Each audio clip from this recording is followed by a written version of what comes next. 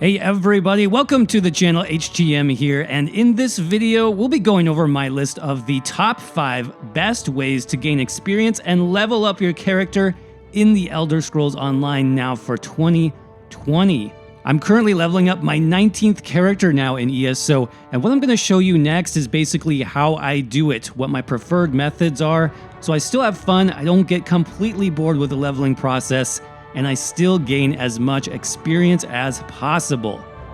So if you're new to the world of ESO, or if you're looking just to level up some new characters, maybe during a double experience event, then this is going to be the video for you. Top 5 tips for leveling up in the Elder Scrolls Online. Let's get started.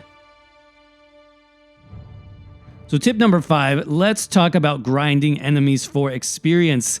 This can be one of the most effective ways to gain experience in ESO by far, but it can also get boring at times. So I don't recommend that you do this all day long, and especially not if this is your first time playing the game. If you're brand new, you'll want to take breaks for things like questing, exploration, grouping, crafting, and so on to really experience the entire game first. But when you're ready and you really want to focus down and gain those levels fast, grinding enemies is extremely effective.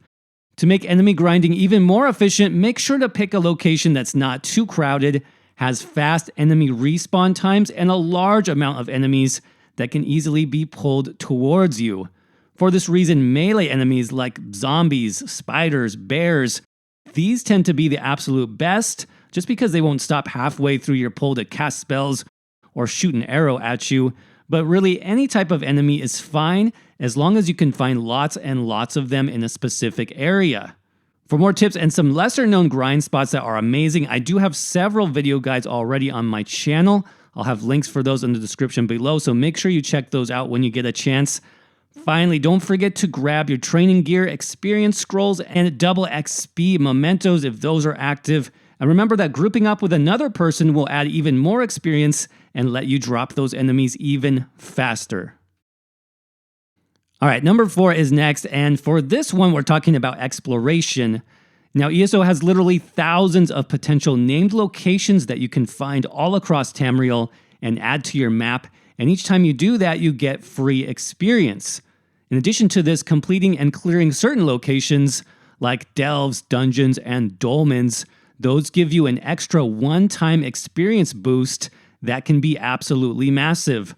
All of that experience, of course, is amplified further by the things we talked about before, like experience scrolls and those other bonuses. Not only this, but as you explore, you also have more chances to find things in the world. Things like treasure chests, which can give you, set items as well as gold and experience for opening them. And of course, sky shards, which can be combined to give your character extra skill points. This is so important because they unlock new skills that will make your character stronger.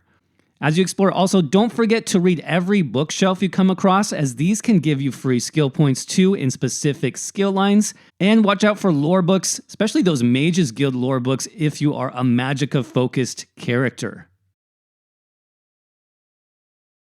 Number 3 on our list is questing. Now, I've put this higher on the list because the quest lines, the characters, the voice acting in ESO, it's all top-notch. It's still some of the best you can find in any RPG currently on the market, in my opinion, especially when you consider how huge this game is and all the DLC and chapter content that we have access to now after 6 full years. Every quest in ESO does give you a good chunk of experience for completing it, but keep in mind that some quests actually give you more experience than others. The short, basic quests like gather 5 ingredients or kill 10 wolves, those tend to give you the least amount of experience, and you should avoid those if that's what your goal is. But the longer, the more elaborate quests, those will give you the best experience. This includes the main game storyline, the DLCs and the chapter quest lines, and the main quests for each of the 3 faction alliances. Not only that, but those main quests also usually give you set items, which can be pretty good, as well as a free skill point. So I recommend you focus on those main quests and complete as many of these as possible. Coming up at number 2, we've got a very specific type of grinding, and that is dolmen farming. If you don't know what dolmens are, these are the Daedric anchors that have invaded Tamriel as part of the main ESO storyline. Every zone in the base game has 3 dolmen spawn points. When each dolmen spawns, it brings in wave after wave of Daedra enemies with it, which provide you a lot of experience. Then after all the waves are completed, the final boss for the dolmen spawns. You defeat the final boss and the dolmen gets cleared and you get even more bonus experience. So basically, this is good because you're stacking experience on top of experience. Now, a couple of tips here. The more players fighting against a dolmen will cause more enemies to spawn in at each wave. So fighting against a dolmen with other players around actually can offer a lot more experience than facing off against that same dolmen by yourself.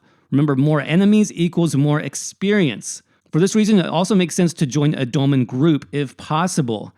Now, in terms of how to fight these, ranged weapons and abilities typically are the best bet here, as these allow you to do damage to enemies quickly from afar without having to move into melee range, and you can hit more enemies quicker. Finally, try to complete all 3 dolmens in the zone if possible by running between way shrines and teleporting near each dolmen as it respawns.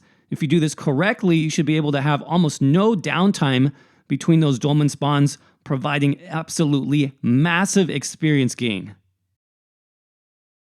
So coming in at number 1, we have my favorite way of quickly gaining experience right now, and that's the daily group rewards.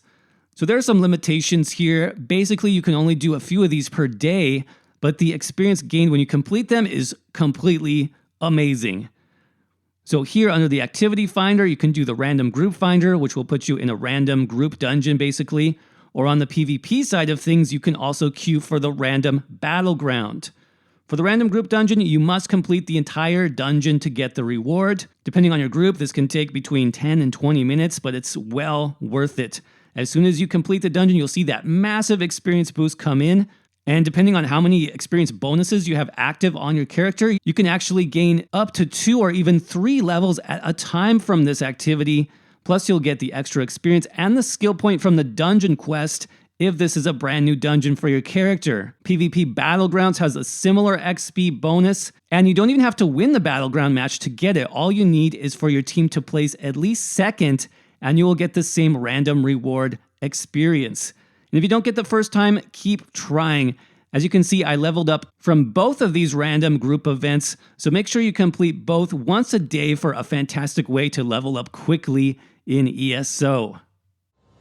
Alright everybody, that's going to wrap up this video on the top 5 ways to level up in the Elder Scrolls Online in 2020.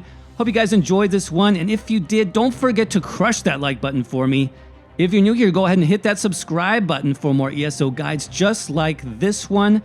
Now, if you want to learn more about leveling up in the Elder Scrolls Online, make sure you check out my guides as well. I do have a power leveling guide for leveling up your character as quickly and efficiently as possible. There's my top 5 dolmen routes, and then top 10 hidden grind locations. I'll have those videos listed in the description as well. As always, thank you so much for watching. I hope you all have a great day, and I will see you around in the next video.